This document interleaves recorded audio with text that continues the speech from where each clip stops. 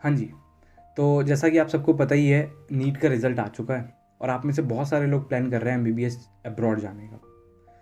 लेकिन MBBS abroad जाने के लिए आपके मन में 3 क्वेश्चन आते हैं हमेशा से कि कैसे एक अच्छी यूनिवर्सिटी चूज़ करें, कौन सी कंट्री में हमें जाना चाहिए करंट सिचुएशन के अकॉर्डिंग, और कैसे हम एक अच्छी कंसल्टेंसी चूज़ कर सकते हैं जिसके थ्रू हम बहुत ट्रांसपेरेंटली और बहुत अच्छे से हम अब्रॉड कंट्री में जा सकें। आज की इस वीडियो में इन सभी टॉपिक्स पर बात करेंगे और मैं कोशिश करूँगा आपको कुछ इतने इंपॉर्टेंट पॉइंट दे पाऊँ कि आपको यहाँ आने में थोड़ी बहुत हेल्प मिले और आप चीज़ों को अच्छे से समझ पाएँ। सो गाइस, वीडियो शुरू करने से पहले मैं अपनी प्रीवियस वीडियो से कुछ क्लियर करना चाहूँगा। प्रीवियस वीडियो में मैंने बात की थी एनएमसी के नए रूल रेगुलेशंस के बारे में और उसका वीडियो का टाइटल था कि एमबीबीएस अब्रॉड मत आइए। उसका रीज़न ये है गाइस, क्योंकि देखिए, मेरा कहने का मतलब आपको डीमोटिवेट करना नहीं था। मेरा मतलब बस इतना था कि क्योंकि एनएमसी के ट्रुथ क्या है, एनएमसी के बिटर ट्रुथ है जो वो आपको बताने थे, क्योंकि एट द एंड आपको इंडिया वापस जाना है और वहाँ जाकर आपको भी ये सब स्ट्रगल करना है। देखिए, एनएमसी बिल्कुल नहीं चाहता कि आप एमबीबीएस अब्रॉड जाएं और वहाँ जाके एक बजट में आप अपना एमबीबीएस परस्यू कर सकें। क्यों? क्योंकि आप अगर एमबीबीएस अब्रॉड के लिए जाएंगे तो फिर जो इंडियन की प्राइवेट मेडिकल कॉलेज की सीट्स हैं जो कि कॉस्ट करती हैं अराउंड 1 करोड़ रुपीज़, इवन उससे भी ज़्यादा, तो वो सीट्स में जब एडमिशन नहीं होगा तो वो सीट्स खाली रह जाएंगी। इसीलिए एनएमसी नहीं चाहता कि आप एमबीबीएस अब्रॉड के लिए जाएं। तो उस वीडियो का पॉइंट बस इतना था, आपको ये चीज़ से रियलाइज़ करवाना कि चीज़ें इतनी ईजी अब नहीं रही हैं। क्योंकि अब देखिए, नए रूल रेगुलेशन के अकॉर्डिंग अभी 2 साल इंटर्नशिप का भी एक प्रपोजल आया था और बहुत सारे नेक्स्ट एग्ज़ाम और पता नहीं क्या क्या चीज़ें नई नई आती रहती हैं, सिर्फ इसलिए ताकि हम एमबीबीएस अब्रॉड जाने वाले लोगों को सोचना पड़े जाने से पहले। तो वो चीज़ मुझे लगा कि आपको बताना ज़रूरी था, इसलिए बताया। बात करते हैं कंट्री की। तो सबसे पहले अगर हम देखें करंट सिचुएशन के अकॉर्डिंग हमारे पास ऑप्शन क्या क्या है। देखिए, यूक्रेन तो एक ऑप्शन था जो कि अब नहीं है हमारे पास, क्योंकि बहुत सारा कॉन्फ्लिक्ट हो चुका है और अभी भी वहाँ पर चीज़ें अच्छी नहीं हुई हैं, तो एक ऑप्शन तो गया। अगर बात करें रशिया का, तो देखिए रशिया में बहुत सारी चीज़ें चेंज हुई हैं। भले ही फिर आप कहें कि लिविंग एक्सपेंसेस वहाँ के बहुत बढ़ गए हैं। फिर अगर बात करें फिलीपींस का, तो फिलीपींस का अभी इंडियन एनएमसी की तरफ से नया रूल आया कि 2 साल की इंटर्नशिप करनी है और ऑनलाइन स्टडी को अलाउ नहीं करेंगे। बहुत सारी चीज़ें फिलीपींस को लेकर भी आई हैं। और वैसे भी फिलीपींस स्टार्टिंग से ही एक ऑप्शन अलग रहा है, क्योंकि वहाँ पर बीएसएमडी का कोर्स होता है। लाइक पहले आपको बीएससी करनी पड़ती है, फिर एक एग्ज़ाम देना पड़ता है, फिर आपका ये कोर्स स्टार्ट होता है एमबीबीएस का। तो मुझे ज़्यादा फिलीपींस के बारे में पता नहीं है, तो इसीलिए उसको प्रेफरेंस मैं बिल्कुल लास्ट में रख रहा हूँ, क्योंकि शायद वो आप लोग ज़्यादा अच्छे से बता पाएंगे जो वहाँ पढ़ाई कर रहे हैं। तो अगर बात करें कंट्री की, तो 3 ऐसी कंट्री मैं आपको बताने वाला हूँ जिसमें आप प्रेफरेंस दे सकते हैं। नंबर 1 जॉर्जिया को प्रेफरेंस दीजिए। नंबर 2 अर्मीनिया आप जा सकते हैं। और नंबर 3 अगर बात करें तो आप नेपाल के बारे में सोच सकते हैं अगर आपका बजट अच्छा है, और फिलीपींस भी आप जा सकते हैं। लेकिन बाकी की कंट्रीज़ के बारे में, जैसे कज़ाकिस्तान है और पोलैंड वगैरह है, इन सब के बारे में मुझे उतना ज़्यादा नॉलेज नहीं है।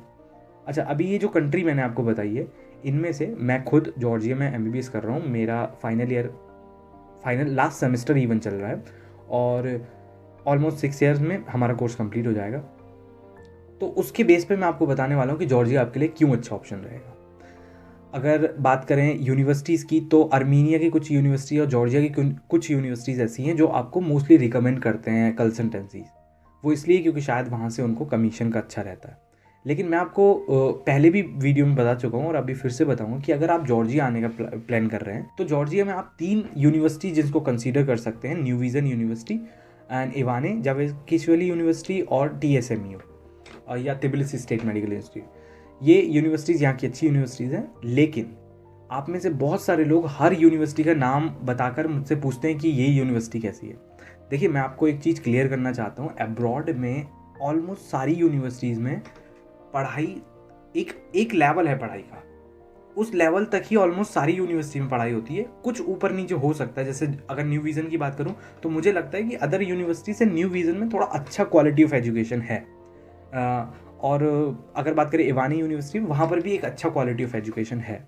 लेकिन इसका मतलब ये बिल्कुल नहीं है कि अदर यूनिवर्सिटीज़ बिल्कुल बेकार है, वो भी उतना ही है। लेकिन क्या है ना कि आपको सेल्फ स्टडी पर बहुत ज़्यादा फोकस करना पड़ेगा। और अभी अगर बात करें एफएमजी एग्ज़ाम की या नेक्स्ट एग्ज़ाम की, तो ऑब्वियसली आपको सेल्फ स्टडी ही मेन की पकड़ के चलना है कि आपको अगर अब्रॉड आना है तो आपको सेल्फ स्टडी बहुत ज़रूरी और अपने सेकेंड ईयर से ही स्टार्ट करनी है। तो अगर आप डेडिकेटेड हैं और आप खुद से बहुत ज़्यादा ऑनेस्ट हैं तो आप इजीली आ सकते हैं। अच्छा, अभी बात करते हैं कि आपको कौन सी कंसल्टेंसी चूज़ करनी चाहिए, कैसे चूज़ करनी चाहिए।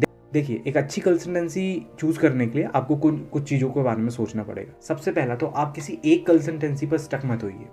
आपने जब अपनी सिटी में आप जहाँ रहते हैं वहाँ पर आप एटलीस्ट 2 या 3 कंसल्टेंसी से बात कीजिए और कंपेयर कीजिए उनकी ऑथेंटिसिटी कैसी है और वो रिलायबल हैं या नहीं। रिलायबल और ऑथेंटिसिटी चेक करने के लिए आपको ये देखना पड़ेगा कि उनके जो उनके थ्रू स्टूडेंट्स गए हैं उनके रिव्यूज़ क्या हैं। मैं आपको कंसल्टेंसी के बारे में इसलिए बता रहा हूँ गाइस, देखिए कंसल्टेंसी हमेशा से, कुछ कंसल्टेंसी ऐसी हैं जो अपना काम बहुत अच्छे से कर रहे हैं, जो कि मैं भी रिकमेंड करता हूँ आप लोगों के लिए। लेकिन कुछ लोग ऐसे हैं जो हिडन चार्जेस बहुत ज़्यादा रखते हैं और कुछ फेक प्रोमिसेस वो करते हैं जो कि कभी पूरे नहीं होते। उनके बारे में मैं आज बात करूँगा। जैसे कि मैं अपने एक्सपीरियंस से और मेरे कुछ फ्रेंड्स हैं, मेरे बैचमेट हैं, उनके एक्सपीरियंस से मैं अगर आपको बताऊँ तो हमसे ये बोला गया था कि वहाँ पर जाके हमें एफएमजी की कोचिंग दी जाएगी या फिर एमसीआई एग्ज़ाम की कोचिंग दी जाएगी। अदर कंट्रीज़ का मुझे नहीं पता, लेकिन जॉर्जिया में हमें कोई कोचिंग नहीं दी गई, इवन एक सिंगल सब्जेक्ट भी कंप्लीट नहीं किया गया। और ये कंसल्टेंसी बहुत आपसे बहुत कॉन्फिडेंस से बोलते हैं कि वहाँ कोचिंग दी जाएगी और आपको उन पर भरोसा हो जाता है क्योंकि वो बोलते हैं उस तरह से। लेकिन ऐसा कुछ नहीं होता गाइस। कुछ कंसल्टेंसी ऐसी भी हैं गाइस जो इस चीज़ का चार्ज भी करती हैं आपसे इंडिया में ही, कि आप हमें इस चीज़ का चार्ज आपको देना पड़ेगा क्योंकि हम आपको वहाँ कोचिंग प्रोवाइड कराएंगे, जबकि ऐसा नहीं होता। हमारे जितने सीनियर्स हैं, हम लोग जितने भी बैचमेट हैं, हमने खुद का ऑनलाइन कोचिंग बाय किया है, उसका सब्सक्रिप्शन बाय किया है और वो आपको भी करना पड़ेगा। सो कोचिंग की बात हम किसी और वीडियो में करेंगे।